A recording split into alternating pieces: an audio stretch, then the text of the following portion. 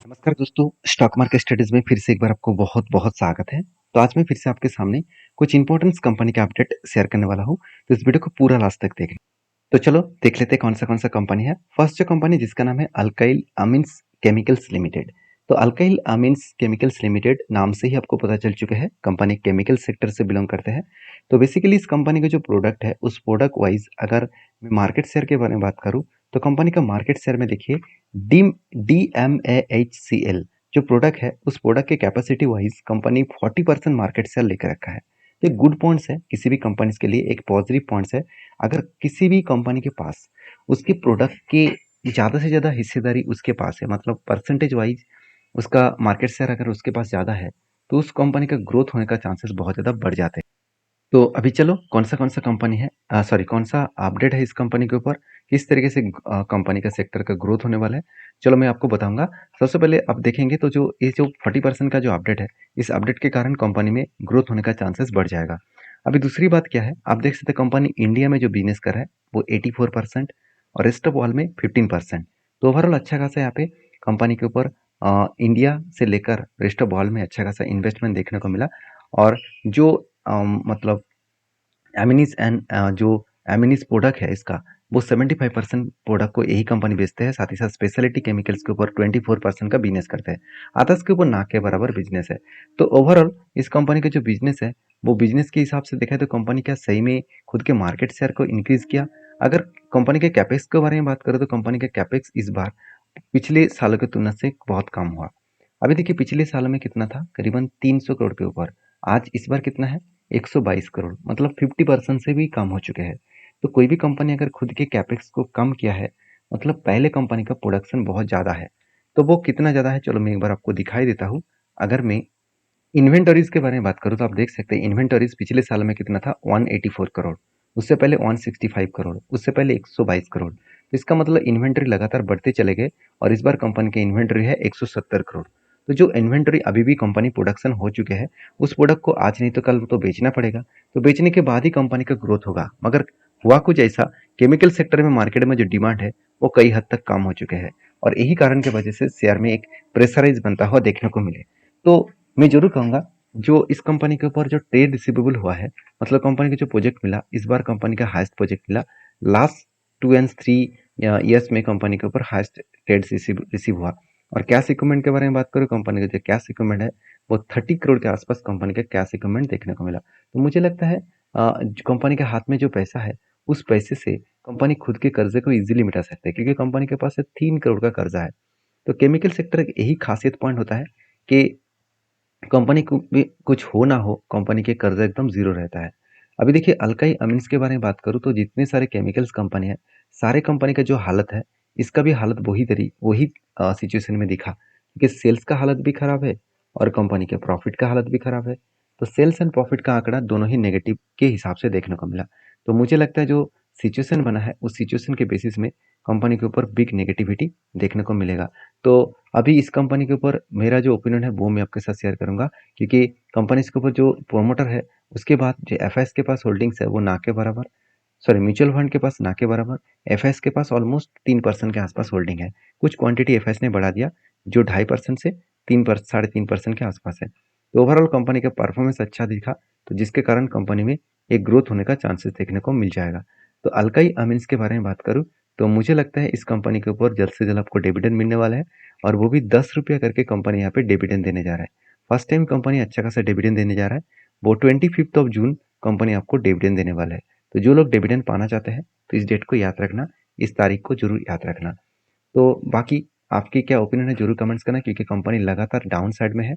मैं पहले भी डिस्कशन किया हूँ, ये जो लेवल है कंपनी का अराउंड 1880 रुपीज़ का, ये लेवल स्ट्रांगली एक सपोर्ट है। इसी लेवल को बार बार रिटेस्ट करके ऊपर जाने का कोशिश कर रहा है, मगर मुझे नहीं लगता वो ऊपर जा पाएगा, क्योंकि 200 डेज मूविंग एवरेज को उसको सपोर्ट, एक रेजिस्टेंस फेस करना पड़ेगा। उसके बाद फिर से यहाँ से करेक्शन हो सकते हैं। अगर करेक्शन हो तो वो कहाँ तक आ सकते हैं, पहली बात यहाँ पे स्ट्रांगली इसका सपोर्ट में मार्किंग किया। दूसरी सपोर्ट जो लेवल होगा कुछ इस तरीके से लेवल होगा, अराउंड 1400 के आसपास। तो देखा जाएगा कहाँ तक जाने वाला है। फिलहाल के लिए मेरे पास कोई हिस्सेदारी नहीं है। जब कंपनी के ऊपर कुछ गुड अपडेट आएगा, कुछ गुड इन्फॉर्मेशन दिखेगा, तो मैं आपके साथ जरूर शेयर करूंगा। नेक्स्ट जो कंपनी उसका नाम है कोचिन सीपर्ट लिमिटेड। तो इस कंपनी के ऊपर तो लोगों को जिस तरीके से रिटर्न मिला, लोग सोचा भी नहीं था कि इतना रिटर्न कंपनी देने वाला है, क्योंकि 10 टाइम्स कंपनी रिटर्न दे चुके हैं।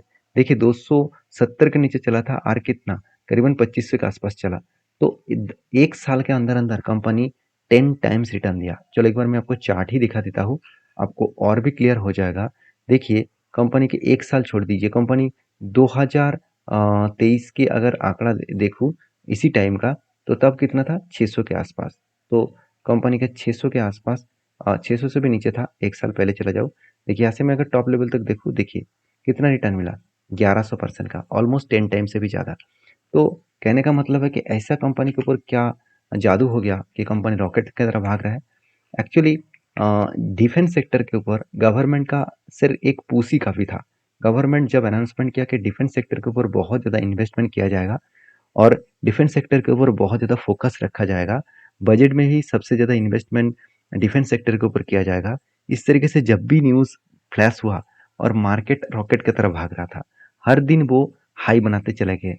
तो देखिए पहले भी यहाँ पे एक रेंज बना था जिसके बेसिस में मैंने एंट्री लिया और अच्छा खासा एक टारगेट मिला था, अराउंड 80% का टारगेट मिला, और वो भी बहुत कम दिनों में। उसके बाद देखिए फिर से यहाँ पे एक रेंज बना था, उसके ऊपर तो एंट्री नहीं हुआ। तो तीसरी बात, यहाँ पे भी देखिए एक रेंज बना, वो रेंज कुछ इस तरीके से बाइंग का रेंज बना। तो जब भी नीचे ले आएगा तो फिर से एक एंट्री बनेगा और यहाँ तक मेरा टारगेट रहेगा।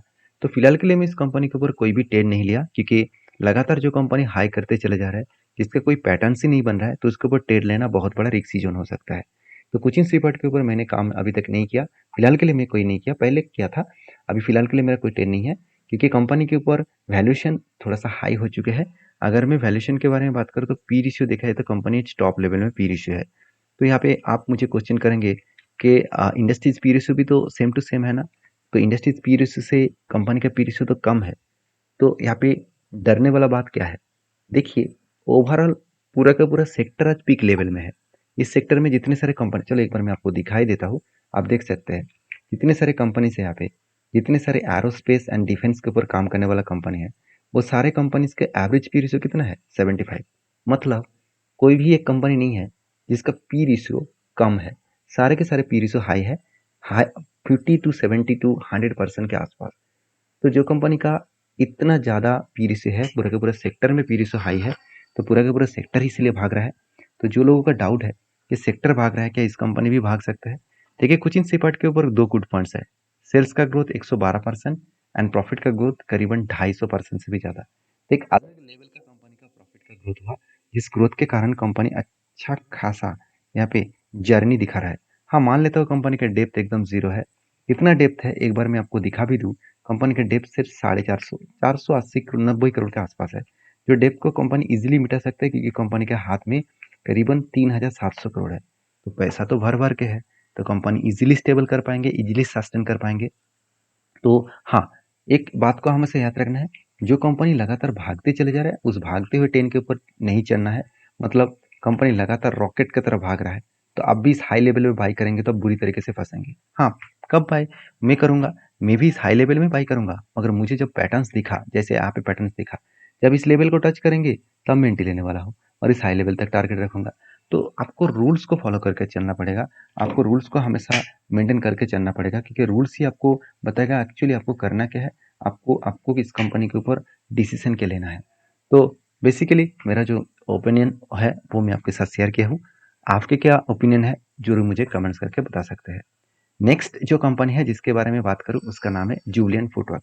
देखिए जुबलिएंट फुटवर्क बेसिकली एक ऐसे कंपनी है जिसके ऊपर आपको सबसे पहले एक चीज़ को नोटिस करना होगा। वो नोटिस करना होगा मतलब क्या है? देखिए जुबलिएंट फुटवर्क के बारे में बात करूँ तो 35,000 करोड़ के आसपास इसका मार्केट कैप है, और 35,000 करोड़ के आसपास मार्केट कैप के बेसिस में कंपनी के वैल्यूएशन बहुत हाई है।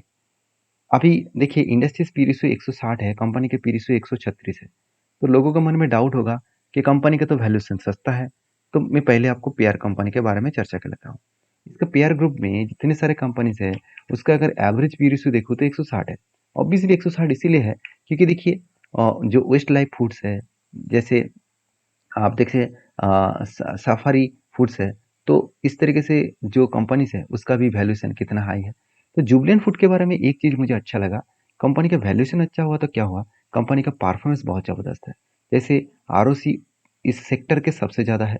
देखा जाए तो सेल्स का ग्रोथ इस सेक्टर में ऑब्वियसली पॉजिटिव है और प्रॉफिट का ग्रोथ इस सेक्टर में एक बेस्ट लेवल में है।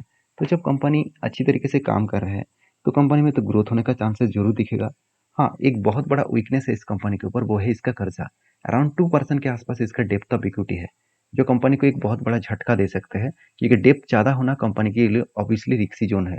क्योंकि आज मान के चलिए बिजनेस ठीक ठाक चल रहा है, कल अगर कोई भी दिक्कत आए, कोविड के जैसे सिचुएशन आए, तो कंपनी ने जो बैंक से लोन लिया, जो कर्जा लिया, तो उसका इंटरेस्ट तो उसको देना पड़ेगा, उसका पैसा तो उसको चुकता करना पड़ेगा। तो उस बेसिस में देखा है तो कंपनी के ऊपर झटका जरूर लगेगा। तो उसके हिसाब से आपको जरूर इस कंपनी के ऊपर आपको इस बात को याद रखना है। हाँ, मैंने इस कंपनी के ऊपर एज ए ट्रेडिंग पर्पस में एक ट्रेड लिया था, जो मैं आपके साथ शेयर करूंगा। देखिए, जुबिलेंट फूड के ऊपर जब मैंने ट्रेड लिया कुछ इस तरीके से कप विद 100 के बेसिस में, तो मुझे बहुत दिन तक होल्डिंग करना पड़ा, क्योंकि अभी भी मेरे पास होल्ड है, क्योंकि मैं टारगेट जब तक ना हो तब तक इंतजार करूंगा। मैं पहले भी बोल चुका हूँ कि कंपनी करेक्शन हो और उसके बाद वो रिकवरी जरूर करेगा, क्योंकि सपोर्ट लेवल को टच करने के बाद वो बाउंस बैक कर सकते हैं। तो रही बात इस कंपनी के जो एंटी लेवल से, एक्चुअली मेरा एंटी कुछ इस लेवल में हुआ, कुछ इस लेवल में मैंने एंटी इसीलिए लिया क्योंकि ब्रेकआउट कंफर्मेशन यहाँ पे हुआ था, जब रिटेस्ट किया तब इस जगह पे एंटी लिया। और करंटली देखा है तो 240 दिन हो चुके हैं, उससे 7% का रिटर्न मिला। अगर मैं टॉप लेवल तक देखूँ तो 20% के आसपास रिटर्न मिलने का चांसेस है। तो आपके क्या ओपिनियन है, जरूर मुझे कमेंट्स करके बता सकते हैं। नेक्स्ट जो कंपनी, उसका नाम है आशीर्वाद कैपिटल्स लिमिटेड। तो आशीर्वाद कैपिटल्स लिमिटेड जो एक 56 करोड़ का कंपनी है, एक छोटा सा कंपनी है। इस कंपनी के ऊपर एक गुड अपडेट है जो मैं आपके साथ शेयर करूंगा, कंपनी का बोनस का। कंपनी 25 तारीख को आपको बोनस देने वाला है 2:1 का, मतलब हर 2 शेयर के बदले आपको 1 शेयर मिलेगा। तो एक चीज को नोटिस करना कि कंपनी का प्राइस 9 रुपीज है, तो सोच समझ कर इस कंपनी के ऊपर डिसीजन लेना। मेरा काम था इस कंपनी की इन्फॉर्मेशन देना। मैं रिक्वेस्ट करूंगा इस तरीके से कंपनी से दूरी रहे तो अच्छा है। तो प्लीज एक बार आपको डीपली रिसर्च करना होगा और उसके बाद काम करना होगा। आई होप वीडियो में जानकारी अच्छा मिला होगा। अगर मिला है तो चैनल को जरूर सब्सक्राइब करिए और दोस्तों के साथ भी शेयर करिए। मिलते हैं नेक्स्ट वीडियो में, तब तक के लिए धन्यवाद।